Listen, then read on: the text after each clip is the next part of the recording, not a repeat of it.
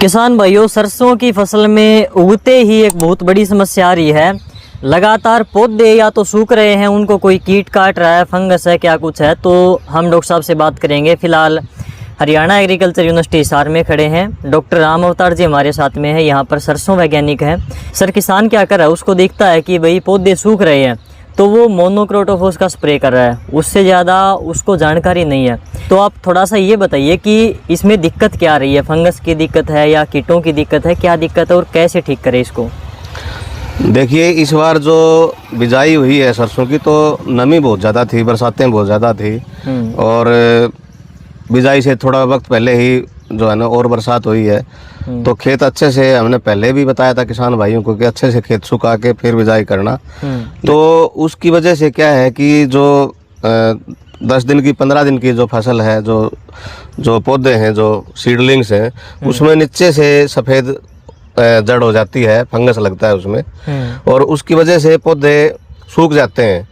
तो किसान भाई ये सोचते हैं कि इसमें कोई कीड़ा काट रहा है जो है, और वो मोनोक्रोटोफास का स्प्रे करते हैं। मैंने भी बहुत सारे जगह किसानों से बात की है तो वो भी यही कह रहे हैं जी कोई कीड़ा है। तो किसान भाइयों, ये कीड़ा नहीं है, ये नीचे जड़ में जो है जड़ गड़ी हुई है, फंगस है। और इसके बचाव के लिए एक ही तरीका है कि 0.1% का जो हम बताते हैं कार्बेंडाजिम का स्प्रे करो, अच्छे से स्प्रे करो, मोटी धार बना के, और प्लांट्स को जो है ना अच्छे से गिल्ला करो तो ये समस्या जाएगी। मोनोक्रोटोफास से समस्या नहीं जाएगी। बहुत सारे किसान दोबारा भी बिजाई करने लग रहे हैं, कंट्रोल नहीं होता क्योंकि मोनोक्रोटोफास से कंट्रोल नहीं होनी ये चीज़।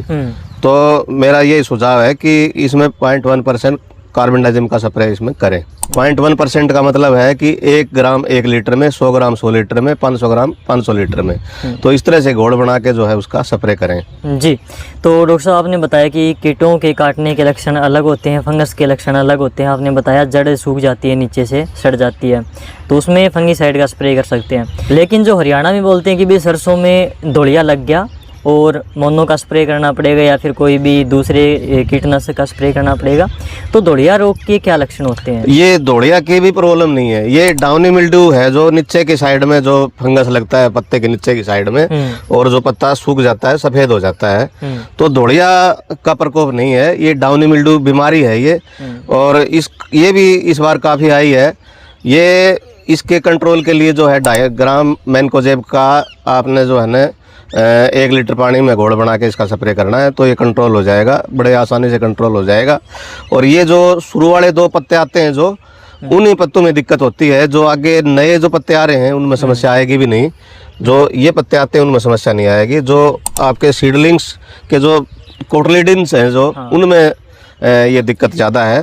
तो जब अंकुरित होता है, स्टार्टिंग के 2 पत्ते निकलते हैं, तब तक दिक्कत ज़्यादा रहती है। हाँ जी। तो यही है कि आप जो मैंने बताया, इसमें 2.5 ग्राम जो है आप मैनकोजेब लेके और 1 लीटर पानी में घोल बना के इसका स्प्रे करें, कंट्रोल हो जाएगी। जी। तो किसान भाइयों, इस प्रकार से आपने यहाँ पर डॉक्टर राम अवतार जी को सुना। जो समस्याएं सरसों के अंदर फिलहाल आ रही हैं अब की बार, वो कौन सी समस्याएं हैं, क्या लक्षण हैं और कैसे आप कंट्रोल कर सकते हैं, तो वो चीज़ें इन्होंने आपको बताया। उनके ऊपर आपको ध्यान देना है क्योंकि एक वैज्ञानिक जानकारी आप तक पहुँचती है तो भाई सही इन्फॉर्मेशन आपके पास में जाती है और आप अपनी फसल को कम खर्चे में अच्छी पैदावार के साथ में तैयार कर सकते हैं।